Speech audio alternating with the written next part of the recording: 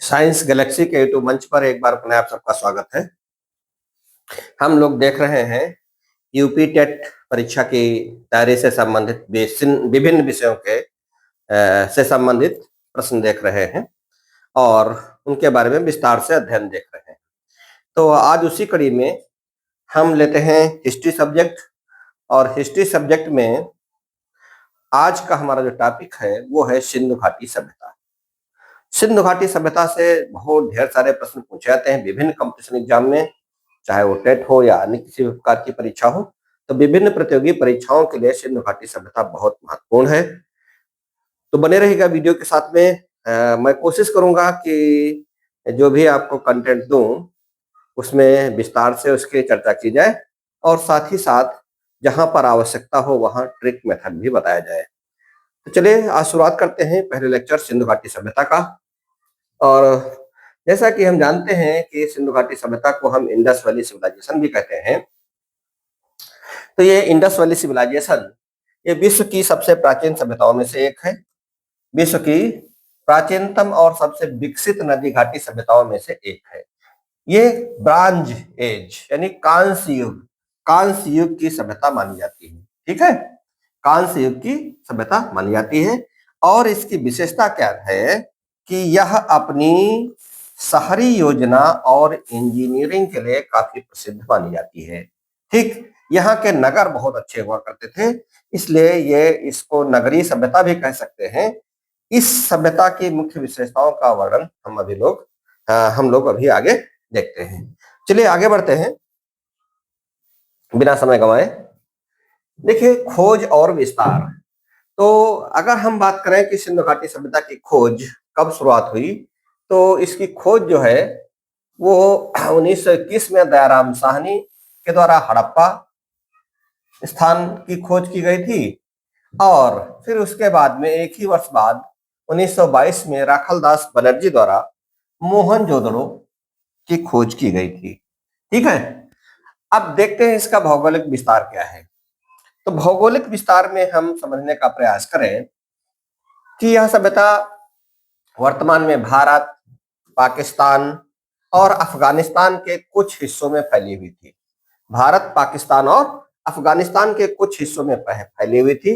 इसके प्रमुख केंद्र जो हैं वो है हड़प्पा, मोहनजोदड़ो, लोथल, धौलावीरा और कालीबंगा। ये जो हमारे 5 शहर दिए गए हैं, हड़प्पा, मोहनजोदड़ो, लोथल, धौलावीरा और कालीबंगा, इन 5 शहरों के अतिरिक्त भी हमारे ढेर सारे शहर हैं। जैसे कि यहाँ पर मैं बात करूं, अगर ये मैप आप देख पा रहे हो, तो यहाँ पर ये हड़प्पा स्थान है रावी नदी के किनारे। ठीक है, रोपड़ है, भारत में पड़ जाता है। मांडा है, कश्मीर में पड़ जाता है, जम्मू कश्मीर में पड़ जाता है। इधर अगर हम आते हैं तो देसालपुर इधर गुजरात है, गुजरात में पड़ जाता है। और ये हमारा नागेश्वर है, ये भी गुजरात में पड़ जाता है। दायमाबाद पड़ जाता है। लोथल, देखो लोथल यहाँ का बंदरगाह ही है। ठीक है, सुरकोतड़ा है और ये धौलावीरा है। ये ढेर सारे स्थान हैं जिनके बारे में हम लोग आगे चर्चा करेंगे। फिलहाल आज पहले टॉपिक में जितना हो पाता मैं उतने शहरों को लूंगा। इसके बाद में नेक्स्ट टॉपिक में यानी अगले लेक्चर में हम शेष जो शहर हैं छोटे छोटे उनको भी कवर कर लूंगा। तो चलिए आज हम यहीं से शुरुआत करते हैं। आप मैप के माध्यम से देख पा रहे होंगे कि ये सिंधु घाटी सभ्यता का विस्तार था। ये यहाँ पर कुछ अफगानिस्तान का हिस्सा ये आप देख पा रहे हैं। इतना हिस्सा अफगानिस्तान का ये कवर हो रहा है, ये अफगानिस्तान का हिस्सा कवर हो रहा है। और इधर ये पाकिस्तान में काफी कुछ कवर हो रहा है। ये सब पाकिस्तान का हिस्सा कवर हो रहा है। ठीक है, जिसमें ये दोनों स्थान जो हड़प्पा और मोहनजोदड़ो है वर्तमान में पाकिस्तान में पड़ते हैं। तो बाकी ये इंडिया का कुछ हिस्सा ये जो है कवर हो रहा है, जिसमें हमारा हरियाणा है, कुछ उत्तर प्रदेश का हिस्सा भी मिल जाएगा, राखीगढ़ी है, बनवाली है। इन सब चीजों के बारे में हम लोग अध्ययन करेंगे। ठीक है, हरियाणा, पंजाब इन क्षेत्रों में फैली हुई थी। सिंधु नदी, इंडस वैली, ये जो आप देख पा रहे हैं यहाँ पर, ये जो मेन नदी है यहाँ से यहाँ तक ये जो फैली हुई है आपको दिखाई पड़ रही है, ये हमारी सिंधु नदी है। मैं एक बार फिर से बना दूं इसको। अच्छा, पुराने समय में ऐसा होता था कि पानी के और स्रोत नहीं हुआ करते थे, इसलिए सब नदियों के सहारे ही, नदियों के किनारे ही लोग रहते थे और वहीं अपने मकान वगैरह बनाया करते थे। तो ये जो आप देख पा रहे हैं, ये सिंधु नदी है, जो कि तमाम नदियों से मिलकर के बनी है। ये सिंधु नदी यहाँ से आती है। इसके अलावा इसमें झेलम है, चिनाब है, रावी है, सतलज है, ठीक है। ये सब तमाम नदियां आकर के मिलती हैं। तो आप देख पा रहे हैं कि यहाँ पर जो आपने लोथल देखा, ये प्रमुख बंदरगाह उस समय हुआ करता था। इसके बारे में भी हम लोग चर्चा करेंगे। चलिए आगे बढ़ते हैं। उन्नत नगर नियोजन यानी प्लानिंग, अर्बन प्लानिंग क्या थी? तो सिंधु घाटी की सबसे बड़ी विशेषता यह है कि इसका जो है व्यवस्थित शहर निर्माण था। सड़कें एक दूसरे को समकोण पर यानी 90 डिग्री पर काटती थी। निकासी ने जल निकास की भी व्यवस्था बहुत अच्छी थी, ड्रेनेज सिस्टम बहुत अच्छा था। यहाँ की जल निकासी प्रणाली बहुत उन्नत थी। नालियां पक्की ईंटों से ढकी हुआ करती थी, ठीक है, और पक्की ईंटों की बनी भी होती थी। पक्की ईंटें घरों के निर्माण में धूप और सूखी हुई आग में पकाई गई ईंटों का उपयोग किया जाता था, जैसे आजकल भी पकाया जाता है, ठीक है। तो ये टेक्नोलॉजी उस समय भी ये लोग जान गए थे और बहुत अच्छी टेक्नोलॉजी थी। और क्या क्या था जब ये अपना मकान बनाते थे, तो उसमें किस प्रकार की कैटेगरी रखते थे, किस प्रकार के किले बनते थे, उन सब के बारे में हम लोग अध्ययन करेंगे। तो आपने देखा कि नगर कैसे थे। नगर बहुत उन्नत किस्म के थे। सड़कें एक दूसरे को 90 अंश पर काटती थी। मकान पक्के बनते थे और जल निकासी की व्यवस्था बहुत अच्छी थी। नालियां पक्की ईंटों की बनी होती थी। नालियां ढक करके रखी जाती थी, ठीक है। तो ये सब विशेषताएं हम लोगों ने देखा। आगे बढ़ते हैं। सामाजिक और आर्थिक जीवन। सामाजिक जीवन और आर्थिक जीवन किन बातों पर निर्भर था? तो उसके लिए हम लोग समझें कि ये वास्तव में कृषि कार्य करते थे, कृषि के साथ में व्यापार भी था। तो इनकी मुख्य फसलें थी गेहूं, जौ, मटर और कपास। ऐसा माना जाता है कि कपास सबसे पहले सिंधु घाटी सभ्यता में ही उगाया गया था। और भी इसके समकालीन सभ्यताएं थी, लेकिन कपास की खेती सबसे पहले यही माना जाता है कि सिंधु घाटी सभ्यता के लोगों ने ही कपास की खेती प्रारंभ किया, ठीक है। तो माना जाता है कि कपास का उत्पादन करने वाले दुनिया के पहले लोग थे। अच्छा, व्यापार की बात करें तो इनका व्यापार मेसोपोटामिया जो कि इराक में पड़ता है और फारस फारस जो कि ईरान में पड़ता है, इनके साथ में होता था। यानी ईरान और इराक के साथ में इनका अच्छा व्यापार था। लोथल उस समय का एक प्रमुख बंदरगाह था, जो कि हमने अभी आपको मैप के माध्यम से दिखाया था कि लोथल कहाँ पर पड़ता है, ठीक है। और क्या था, ये पूछ लिया जाता है कि प्रमुख बंदरगाह कौन सा था। तो ये हमें स्थान के बारे में हमें ज्ञान होना चाहिए। लोथल में प्रमुख बंदरगाह पाया गया, ठीक है। कला यानी इनकी कला कैसी थी, कलाकृतियां कैसी थी? तो खुदाई में पत्थर की मूर्तियां मिली हैं, मिट्टी के बर्तन मिले हैं और प्रसिद्ध नर्तकी की कांस की प्रतिमा भी मिली है। नर्तकी की कांस की प्रतिमा मिली है, यहां से भी प्रश्न खूब पूछा जाता है। तो जितनी भी बातें हैं, ये काफी इंपॉर्टेंट बातें यहाँ पर लिखी गई हैं। आप लोग ध्यान से पढ़िएगा, पॉज करके देख लीजिएगा, नोट बना लीजिए जैसे भी हो सके। सारे इंपॉर्टेंट क्वेश्चन यहीं से मिलेंगे, कुछ अलग से नहीं आने वाला।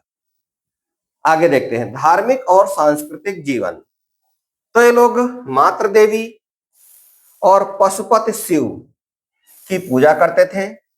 पीपल के वृक्ष की और कुबड़ वाले बैल की भी पूजा करते थे। इस बात के प्रमाण मिले हैं।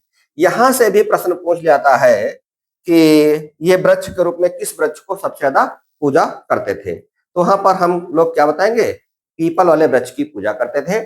और जो बैल, जो जिस बैल को पूजते थे, वो बैल कैसा था? कुबड़ वाला बैल था, जिसकी भी पूजा करते थे। अब बात आती है इनकी लिपि कैसे थी।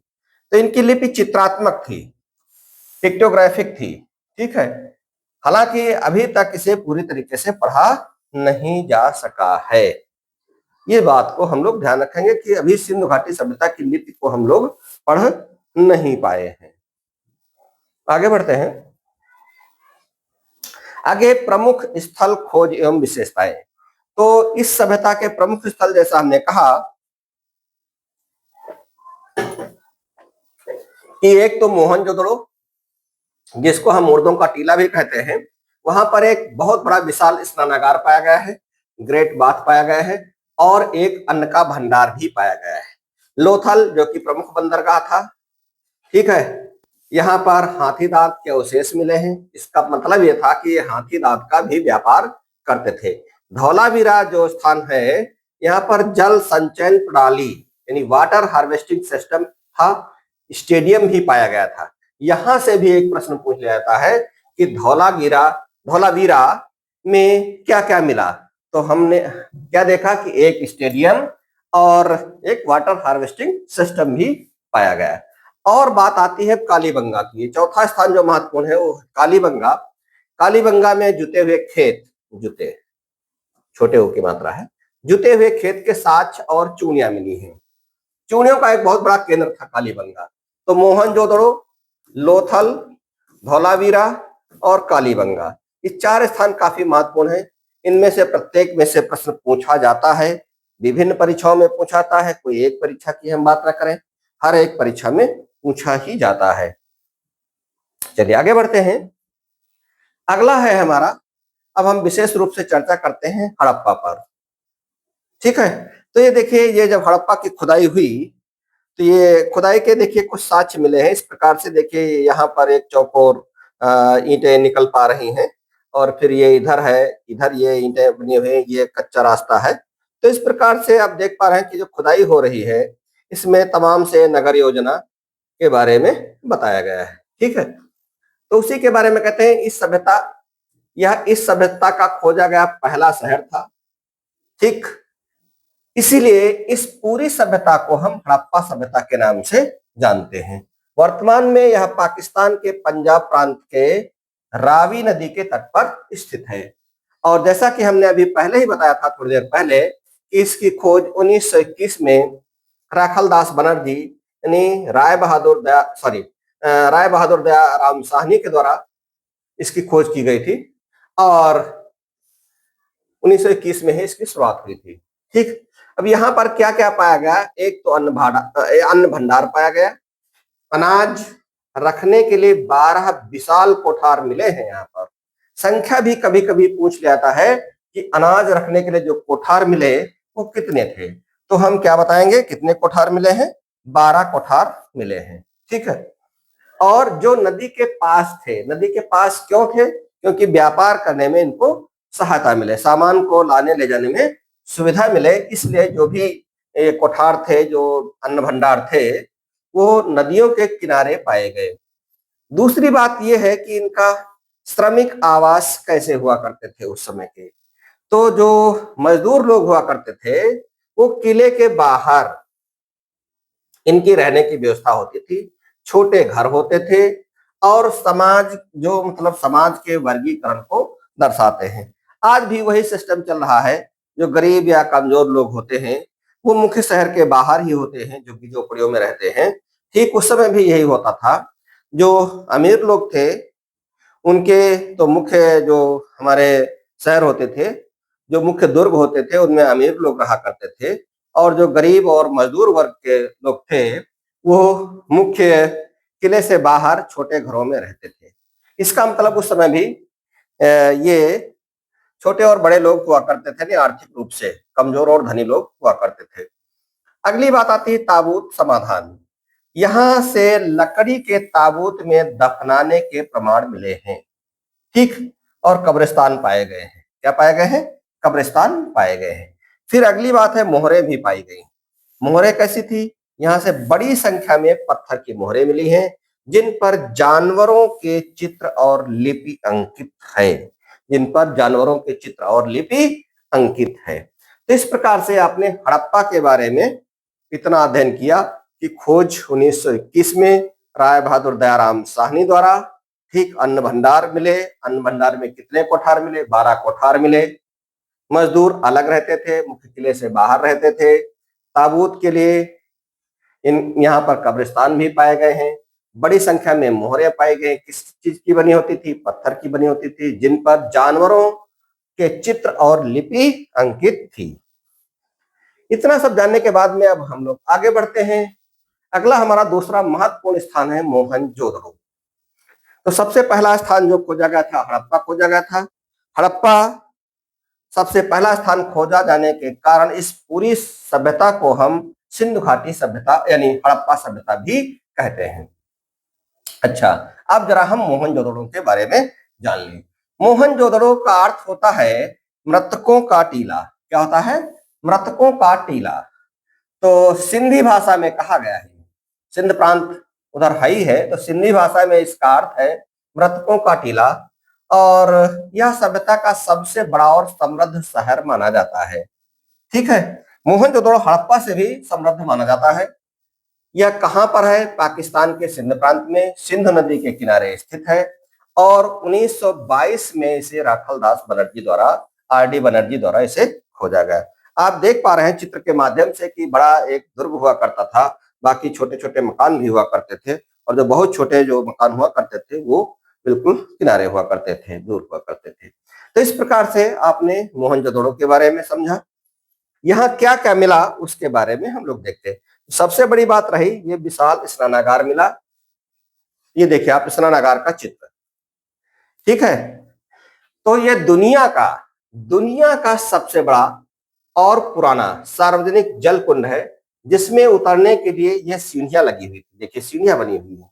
ठीक है, उतरने के लिए सीढ़ियां लगी हुई थी।